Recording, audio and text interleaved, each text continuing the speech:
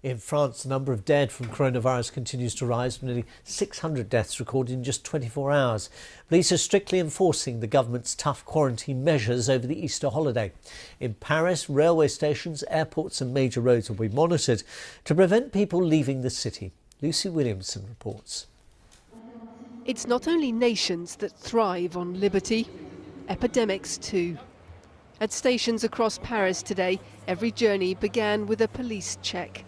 Freedom of movement, a new national threat. Do you have your piece of paper? Of course. Ta-da-da. Yeah. Johan made it through. He's on his way home to Brittany after 2 years abroad.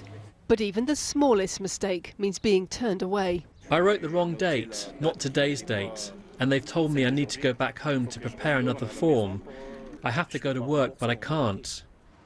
France carried out almost 6 million checks during the first fortnight of confinement, far more than neighbouring Italy, and it's issued more than 400,000 fines.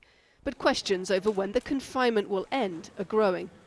France's tough approach to the confinement runs the risk of losing public support if it becomes too harsh or too long. The Interior Minister has advised sensitivity in applying the rules and says the police operate differently in the countryside compared to the big cities, in the poorer suburbs compared to the towns. But the Paris police chief was forced to apologise today after taking a very different tone. The ones who are hospitalized today, the ones on life support now, are the ones that didn't respect the quarantine when it began. This is not a video game. It's real. There are dead people. With few life support beds left in the Paris region, patients are being sent across the country for care. This is now the worst hit region of France, but is there light at the end of the tunnel? If you asked me this question 2 days ago, I should say no. There is a reduction in patients who come to the emergency ward, and also the reduction of severe patients that came for a sign of COVID-19. Hafid says there were no new admissions to intensive care in his hospital today, a first since the epidemic began. The first glimpse of hope here after weeks of fear and frustration, the first sign that confinement might have worked. Lucy Williamson, BBC News, Paris.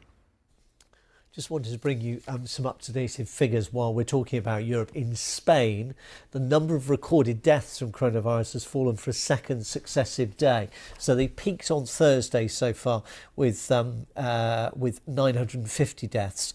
The deaths overnight recorded Spain Friday into Saturday, 809.